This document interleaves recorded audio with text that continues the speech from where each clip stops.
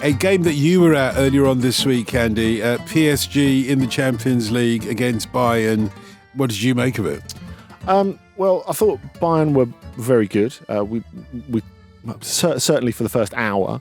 We talked about that on the OTC YouTube channel, and you can go and have a look at that there. So I guess we're going to focus on Paris Saint-Germain here, and despite the fact it doesn't look that bad, that they only lost 1-0 away to a side which is like one of the favourites for the competition, I think is fair to say.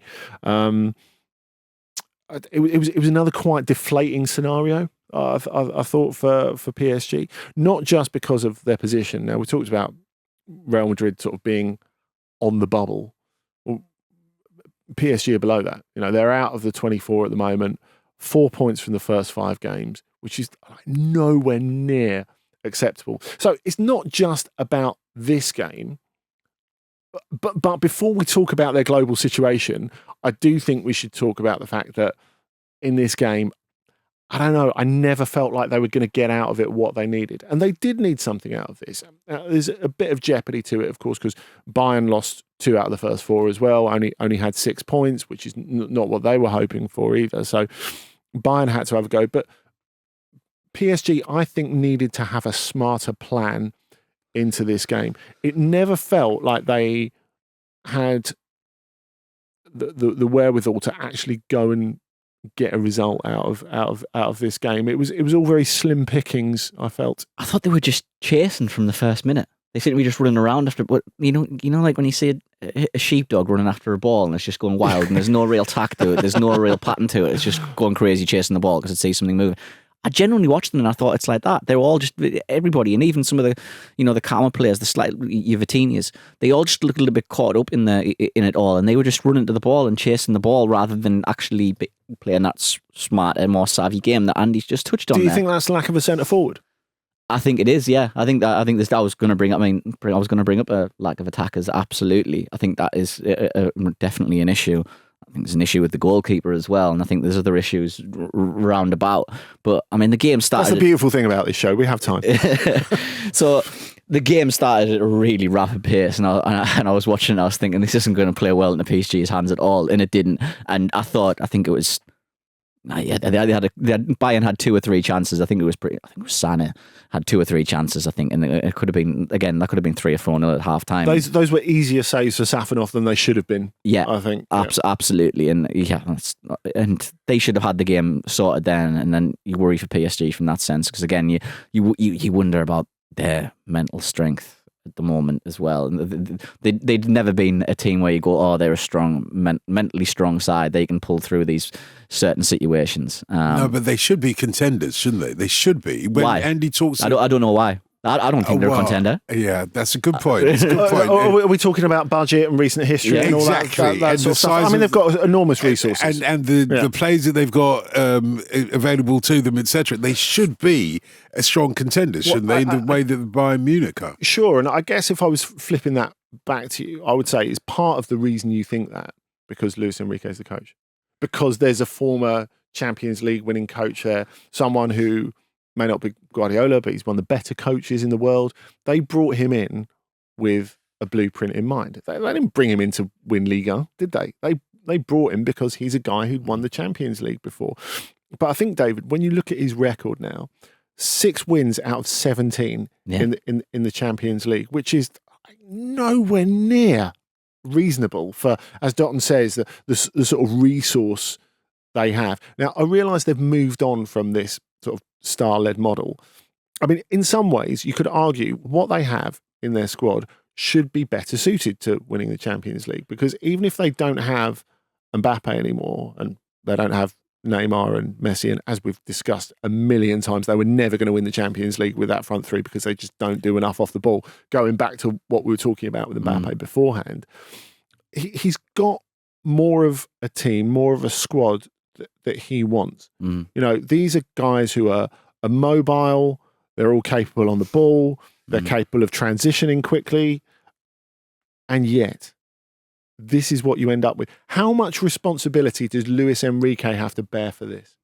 I think part of it, absolutely, but I think there's bigger issues. I don't think there. I don't think that. See, I'm of the persuasion that I don't think the recruitment's been good enough post Mbappé. Right. I think he's been left short in attack. If they are a top team in the Champions League, so say PSG are a top team in the Champions League, how many of those attackers that they have, say, walk into the first 11 of, say, Liverpool? Yeah, I see that. On the other hand, you're working with what you've got. You've got to give yourself an opportunity to win the game. Kolo Muani has, whether you think he's a 100 million player or not, and by the way, Luis Enrique did sanction that signing, and then has decided that he doesn't like it. I mean, that's staggering. He's just not a 100 million pound player. A little bit like Ugarte. You think of those two players who came across for 160 million, well, more than 160 million, and Luis Enrique decided in double quick time, not for me.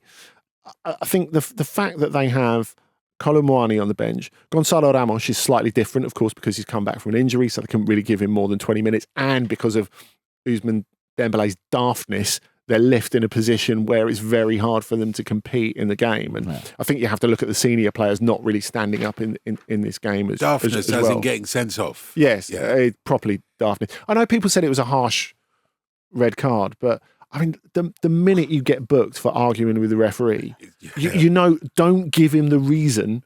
Don't give him the reason to send you off later on. The referee in any case. I'm usually his worst critic, but honestly, I genuinely thought that was harsh. I was like, it's a bit of a classic Dembele, daft Dembele, but I thought it was a bit harsh on him. Yeah, I think. But I know what you mean. If you look to the book, harsh, I know what you're saying though. If you look to the book, you look at the letter law, then okay, it is yellow, and it just is. Yeah, like you say, you're absolutely right. But I think you look at they've got those two forwards on the bench. You've both made a big impression at World Cups, and I know it's more difficult for Gonzalo Ramos because he's coming back from injury. But for goodness sakes, give yourself the opportunity to win the game. I guess the question is though, how much of the responsibility does he carry for that, and how much of the responsibility is on the players? I mean, Seb Stafford-Bloor from The Athletic was sat next to me, and he was saying to me when Barcola came off, he said, I'm really disappointed. I've never seen Barcola play live before. And I was like, and you still haven't. Yeah, we've sang his praises on here. We have. He's such a good player. But when you talk about recruitment, is that where it's sort of shown to the world? The fact that Barcola is in a position where he's expected to and I don't think he's ready for that. He should be in a formation season right now, I think. Why, for instance, Mbappé leaves, and I know they're away from the superstar model, and I know the player I'm about to say is probably his class as a superstar, but I don't think he's a traditional superstar. I think, why didn't they get Kvaratskhelia? Yeah. That sort of thing. He was there waiting, wasn't he? He was there waiting. He's probably still there waiting for that one. He even had a bit of a soap opera there. What you said about Barcola last week on Ask OTC, we had a question about whether he is one of the bright up and coming new players, young players in the European leagues. But it feels like if you're putting too much weight on or expectation, asking him to lift some heavy loads that other people who are missing are doing, he's not going to get the chance to express himself. I think you're right. His role is changing, as we discussed with JJ last week, from being a providing left-sided player to one who's perhaps more of a central piece. But going back to that as well, the question was actually, do we think he's the best player in Ligue?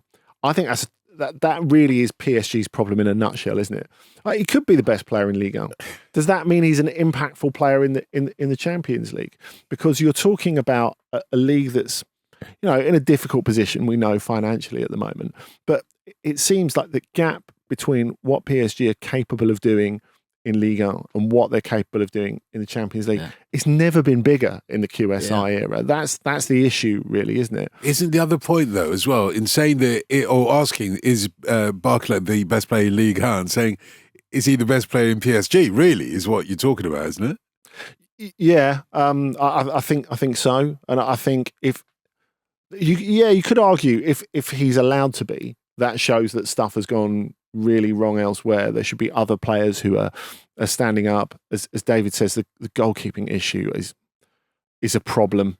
I think Luis Enrique has made a real mess of handling that, to be honest. I mean, he said in the games where he's picked Safin off that he feels that he's more suited to he's more suited to this particular game because he's maybe better with his feet. Is he though? The evidence of that is not clear, is it? I was going to say that's it's absolute rubbish. He's clearly not. They brought themselves so much trouble on themselves by purely through the fact that he could not play with his feet. So that is the sort of thing that is on Luis Enrique. I mean, are they at the sort of point though that I suppose it's every decision at PSG has like political resonance. Yeah, but.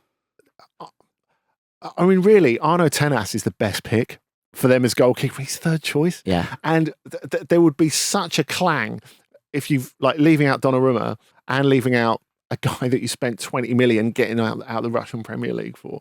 If you go to that, but that actually would be the best solution. Like Tenas looks like really good. I know he's young, but he's miles better with his feet.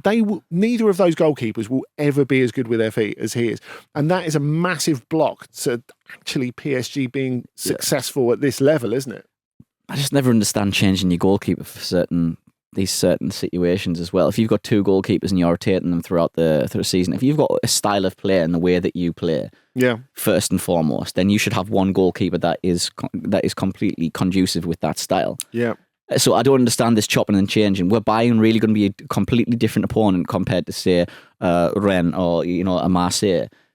So much so that you need a different goalkeeper. No, I don't think so. Again, I think that's just almost it's an excuse in this situation, this horrible situation that he has created, like you've said. The Luis Enrique quote that really got me in the press conference, he said, I take all responsibility for all these decisions in this sporting project that we're starting. Starting? Starting? Well, interesting choice of word. That's a little bit Ten Hag, and it didn't end well for him. But I guess you have to ask what would happen to him if they didn't get out of the group stage of the Champions League. Isn't that question almost being mooted now because the French press are getting on his back, aren't they? Yeah, I mean, I think a huge part of that is his demeanour. Of course, we saw with the journalist Margot Dumont when he was asked about when they lost to Arsenal, can you explain what you were doing tactically? And he said, well, I could, but you wouldn't understand it.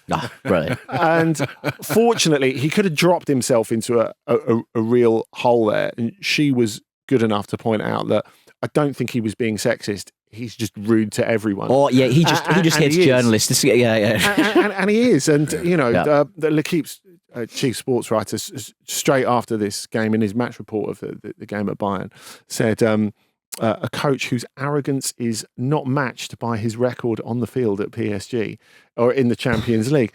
And I think that's the thing, isn't it? Eventually, if you're mean to people, well, they're not going to prop you up when you're in a difficult spot. And it is a difficult spot because you think they go away to Salzburg next, and they have to win that. I mean, they have to win 2 out of the last 3 to get themselves in the 24. We've got Manchester City, the penultimate game as well. It does not get any easier for them. So Salzburg is kind of win or bust, really. You never know. It might be a good time to play Manchester City. You never know.